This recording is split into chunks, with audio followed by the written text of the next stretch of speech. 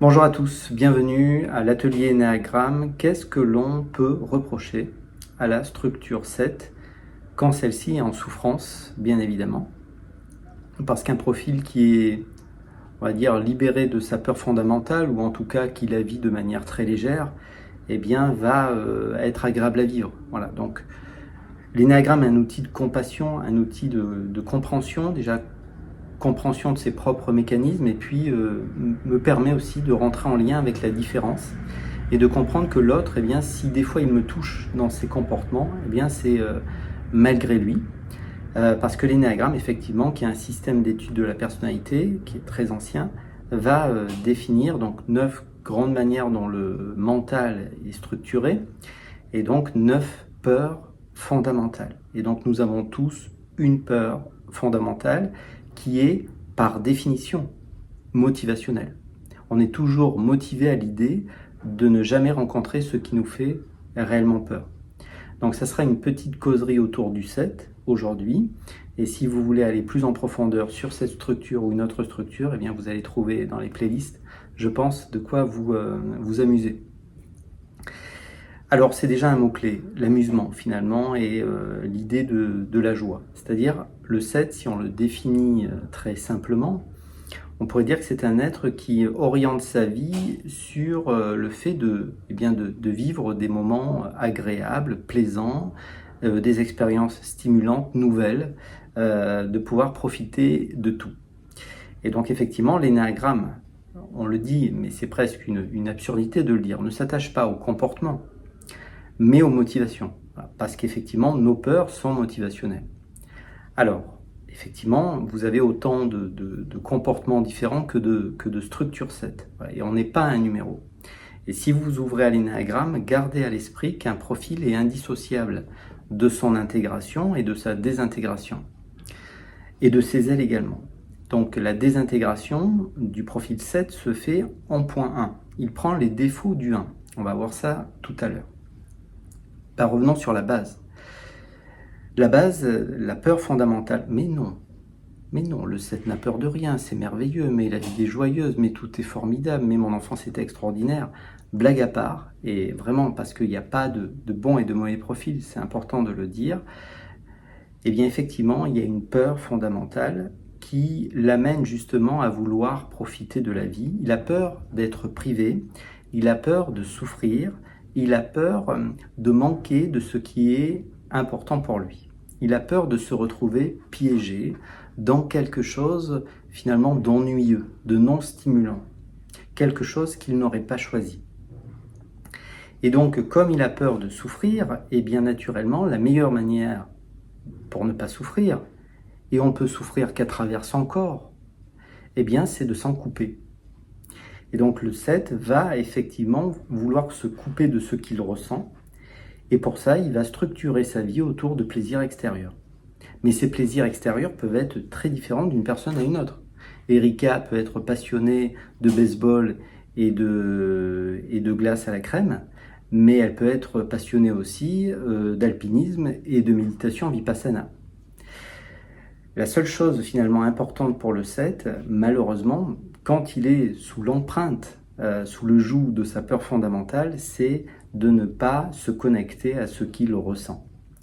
Et ça, eh bien, si on se dit un petit peu la vérité, c'est une problématique qui est propre aux 9 structures énéagrammes. Les 9 structures énéagrammes souvent se contentent d'un étiquetage mental, se contentent de dire j'étais en colère, j'ai été triste, j'ai peur, au lieu de goûter pleinement la texture de ce que ça représente que de dire j'ai peur. J'ai peur des chiens est une phrase sans intérêt, c'est banal. Mais comment ça se passe dans ton corps? Et donc effectivement, cette rencontre sensorielle est pas réellement est souffrante pour le mental. Parce que le mental ne peut rien en faire. Donc il y a une idée du contrôle, bien sûr. Le 7, comme les autres structures, le mental fonctionne par paire d'opposés, attirance, répulsion. Et donc il veut aller vers ce qui lui plaît, bien sûr, le mental, et donc s'éloigner de ce qui ne lui plaît pas. Et c'est très fort ça chez le 7 évidemment, c'est-à-dire que le 7, lui, eh bien, va organiser sa vie autour du plaisir, comme ça, je ne rencontrerai jamais ma peur fondamentale.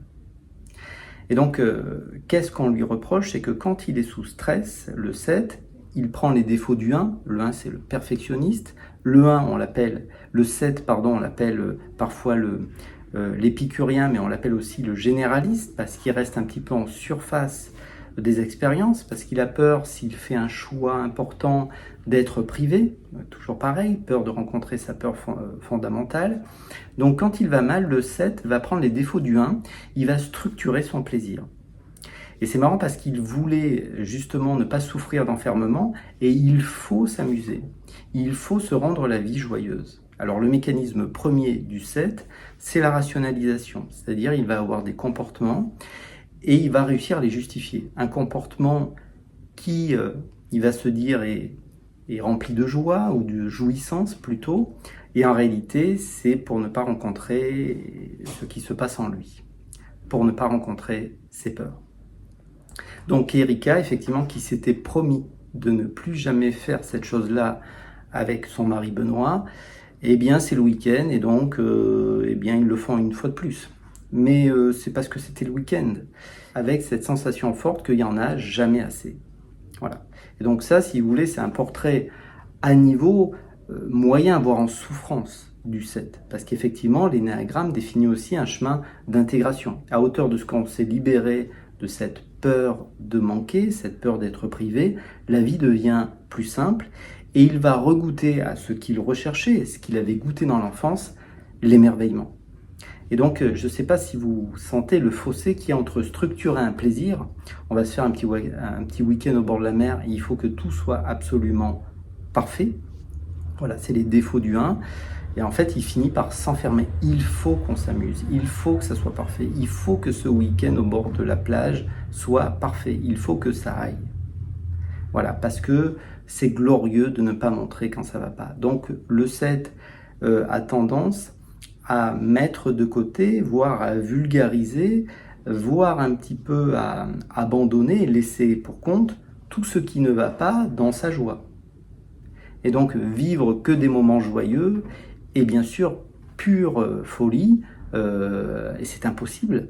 Et donc d'ailleurs s'il n'y avait que des moments de joie, il n'y aurait plus d'échelle de valeur. Donc l'autre risque de sentir à un moment donné que eh bien, le 7 se ment. Il se ment et il ment aux autres. Alors j'emploie des mots forts. Et ne vous sentez pas concerné. Voilà, parce que c'est difficile de se limiter à un profil énéagramme. Si vous connaissez bien l'énéagramme, vous avez peut-être l'impression que la structure 7 vous représente bien. Mais enfin, on est peut-être déjà 1 milliard de 7 sur Terre. Donc est-ce que je ne suis que ça? L'énéagramme est aussi un outil spirituel. C'est une idée et à un moment donné, c'est une question de remise en question. Oui, c'est la manière dont mon mental est structuré. Oui, se dit Erika, effectivement, j'ai une tendance à regarder la vie de manière joyeuse, positive, et ça, c'est une qualité aussi. Mais ça dépend d'où ça part. Quand je dis ça dépend d'où ça part, est-ce que ça part réellement de mon identité profonde, de ce que je suis, ou d'une peur? Effectivement. Et à un moment donné, le 7, eh bien, comme je le disais, peut rentrer dans une politique très agressive qui est basée sur on prend du plaisir. Et si tu prends pas du plaisir avec moi, je te laisse sur le bord de la route. C'est une image, hein, mais dans l'idée, c'est ça. Et ça, effectivement, on ne peut pas lui en vouloir parce qu'on est triste pour lui. Parce qu'on voit bien que derrière le masque de la joie, il y a des souffrances. Ça correspond tristement aussi à l'époque. Voilà, c'est toute la différence entre la joie et la jouissance. La jouissance remplie de jouissances de plus en plus courtes. Quelques secondes, tu n'as que quelques secondes pour me faire rire sur Internet. Sinon, je scrolle, je change de vidéo, j'en regarde une autre. J'ai des shorts, en veux-tu, en voilà, hein, sur mon téléphone. Donc, tu n'as que quelques secondes pour me distraire. Voilà. Et donc, à la fois, le 7, inconsciemment, déteste cette idée qu'il est le bout en train, déteste l'idée qu'il est le saltimbanque, et en même temps, parfois, il agit comme ça. Alors en fait, ce qui se passe, c'est que la blessure, et ça on verra ça dans une autre vidéo, la blessure première, c'est la blessure d'humiliation. Voilà, vous savez, il y a 5 blessures, c'était le travail de Madame Bourbeau. Vous avez la blessure de rejet, la blessure d'abandon, d'injustice, de trahison et d'humiliation. Donc la blessure d'humiliation peut être vécue de différentes manières, et d'une certaine manière, il humilie une partie de lui, il humilie la tendresse en lui, il humilie cette part de lui qui lui dit qu'il y a quelque chose qui ne va pas, parce que oui, il vous défend une enfance joyeuse, il vous défend que tout va bien, mais le 7 souffre, et à un moment donné, il faut reconnaître cette souffrance.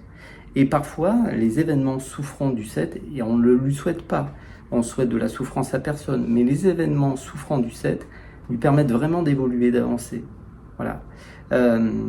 C'est un moment tout en tendresse, quand vous rencontrez un 7 qui rentre dans une forme de souffrance, parce qu'on ne peut pas s'extraire de la souffrance. Parce que malheureusement, elle est là. Tout ce que vous rejetez, vous le renforcez, d'une certaine manière.